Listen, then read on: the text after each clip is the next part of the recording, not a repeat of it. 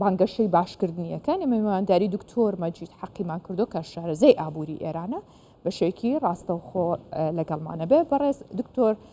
مەجید ئەم کاتت باش سڵاوت لێبێت. پێمان بڵێ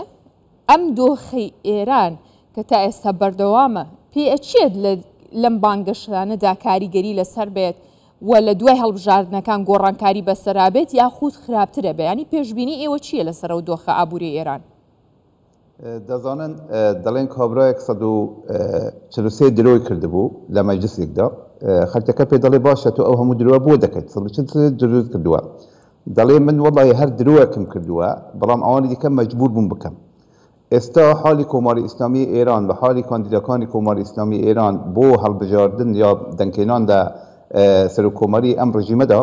بە هەمان شێوە دەڕۆتە پێش. یعنی یەک درۆیان کردووە کە مەجبورن لەسەر ئەم درۆوە 142 درۆی دیکەش بکەن بۆ ئەوە کە نیشان بدەن کە دەتوانن چارەسەری بکەن. یەکەمەوە کە سیاسەتی ئابووری پێویستی بە سیاسەتی ئستراتیژیکەیە کە ئەم سیاسەتە ئستراتیژیانە ئەو سیاسەتە بنەمایانە لە بەیتی ڕەهبەری وڵاتە واتە لە بەیتی خامنەییدا بڕیار دەدرێت کە بوو سەرۆکۆمارێک کە دێتە سەرکار تەنیا جێبەجێکاری ئەو ئەرکانەیە کە لەلایەن خامنەییەوە پێدەست پێدێت. ئەم ئەرکانە ئەرکەکانی ئابوورین ئەرکەکانی دیکەن. بنەمای ئابووری ئێران بنەمایەکی دەوڵەتیە، بنەمایەکە لەسەر ئەساسی فرۆشی نەوت و گاز و مادە خاوەکان. بەڵام چونکە ئێران هەم لە ناو خۆدا لەگەڵ خەڵکی ئێران حکوومەتی ئێران مەبەستم هەم لە ناو خۆدا لەگەڵ خەڵکی ئێران پەیوەندیەکی درستی نییە کە بوو لە باری ئابووریە زەمینەکانی گەشەکردنی ئابووری ناوخۆی نییە، بەڵ بەهۆی ئەوە کە لەگەڵ دنیاش لە کێشەداوە و هەر وەک بخۆشتان ئاماژەتان کرد بۆ نمونە وڵاتێک کە لە حالی حاضردا شەڕی شێوەی فەرمی شەڕی لەگەڵ هیچ وڵاتێک نییە، بەڵام 5.5 ینی 5% بودجەی گشتی دەوڵەت بۆ هێزی لەشکری بەکار دەبرێت. یعنی تەنانەت پێم وانییە رووسیا کە لە حالی شەردەوە ئەوەندە بودجەی تەرخان کرده بێت بۆ شەڕەکەی کە ئێران وڵاتێک کە بە فەرمی لە شەردانی ئەوەندە بودجە تەرخان بکات. لەو ڕوەدا بەچونکە ئێران وڵاتێکە کە ئابوووریەکەی ئەوەی کە دەڵێن تەحریم زەدەیە بەوەتای ئەوەی کە بەهۆی ئەوە کە فرۆشەکەی نەوت و گازە و ئەمەش پەیوەندی بە پەیوەندیەکانی ناونەتەوەیەوە و ئێران هەر وەکو ئەرزمکردن لەگەڵ هەموو دنیا لە کێشەدەوە ئەو دۆرپێچانەی ئەو جەماوە ئابووریانە کاری کردووە کە ئێران ناچارە نەوتەکە دکتۆر مەجید ئەم دۆخە ئابووریە خراپە چ کاریگەریەکی لەسەر دەنگدەرانە بێت؟ ئایا پێت وایە ئەچن بۆ بەشداریەکەن لە هەڵبژاردنەکان و دەنگداندا؟ دەزانن دەنگدەران من پێم وایە خەڵکی ئێران و دەنگدەرانی بەتایبەتی جیلی نوێ ئەوەندە فێر بوون کە ئەوان سراب و تراویلکە و ئەو لێک جیا دەکەنەوە. یعنی بەهۆی ئەوە کە ئەوانە خاوەنی هیچ پلانێکی تۆخمەی ئابووری نین، لەبەرەوە کە یەکەمەوە کە ماوەی دیاریکردنی کاندیدای سەرۆکۆماری زۆر کرد بوو، هیچ کەم لەو کاندیداکانی سەرۆکۆمار پرۆگرامێکی نووسراوی ئابووری کە بڵێن ئەمە بەرنامەی ئابووری ئێمەیە، ئێمە لە چارچێوەی ئەو بەرنامەیەدا دەمانەوێ وڵات بەرەو پێش بەرین، دۆخی ئابووریەکە بگۆڕین، بەپێی ئەم داتایانە دەمانگۆڕین، هیچ کەم لەوانە ناکەن. بە چونکە ئەوە نییە باشای بۆ لە چاوپێکەوتنەکان زۆر بانگەشەی ئەوەکەن کە گۆڕانکاریەکەن، کێشە ئابووریەکان چارەسەرەکەن.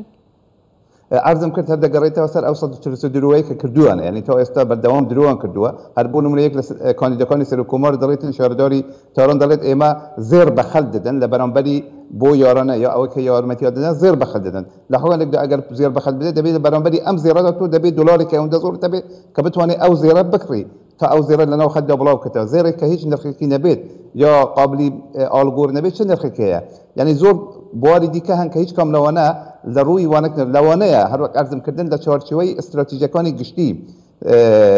خامنەییدا ئەوان هەندێک بتوانن هەندێک لە ڕووی کردەوەی لە ڕووی بەڕێوەبەریەوە هەندێک جیاوازی کاریان هەبێت، بەڵام لە ئەساسدا چونکە ئەساسی کارەکە لە دەستی خۆیان دانینە و هەر وەک باسم کرد ئەمە زۆرتر لەسەر ئەساسی شەخصە تا لەسەر ئەساسی دەستگا و سیستم ئابووری ئێران بە هاتوونە سەرکار یا کنارچوونی یەک لە کاندیداکان بۆ سەرۆکۆماری هیچ گۆڕانکاری یەک نەوێت لەبەرەوە کە بنەماکانی پێکهێنانی ئابووریەکی دروست لە ئێراندا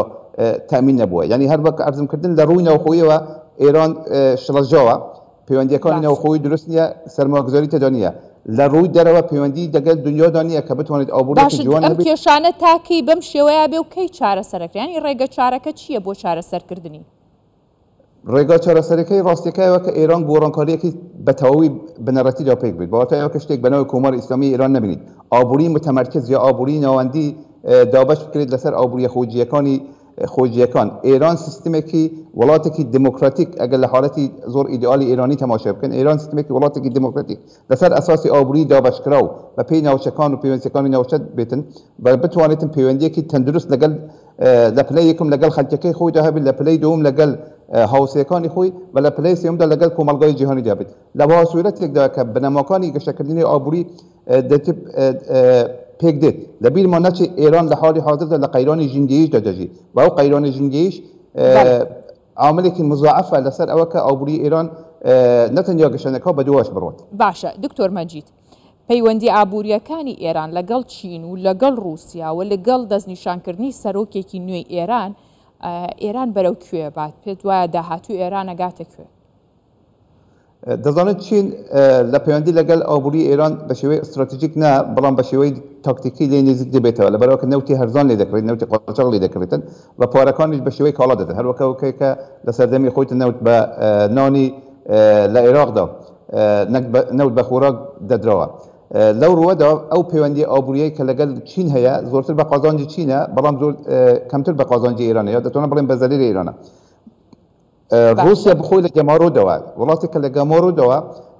تەنیا ئێران بەکار دەبە بۆ ئەکە دەوری گەمارۆکان بدات لەو ڕوەدا ئەوانە زۆر دیاریکەر نین لەوانەدا چونکە نە چین هەرچەند دومین ئابووری جیهانە نە رووسیا ئەوانە لە ئاستی قەبارەی ئابووری جیهانیدا بەرەبەراورد لەگەڵ وڵاتانی ئوروپایی ناکەن بم خۆش یەک بەراوردی ئاماری پێتان بەرعەرزکەم تەنیا ئەمریکا 125 هەموو ئابووری جیهانە یەکەتی ئوروپا ببوورن 124 هەموو ئابووری جیهانە یەکەتی ئوروپا وڵاتانی یەکەتی ئوروپا 125 چین 109 و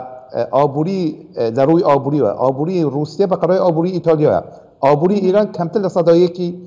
هەموو جیهانە کە ئابوو لەو ڕوەدا ئابووری ئێران ئەگەر لەگەڵ وڵات لەگەڵ جیهانی دەوروبەری خۆی بەتابەتی جیهانی ڕۆژەوانە بێتن بە واردی بازاری جیهان دەبێتن هەروە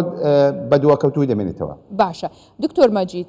پێت وایە کە لە دوای هەڵبژاردنەکان لە دوای دانانی سەرۆکۆمارێکی نوێ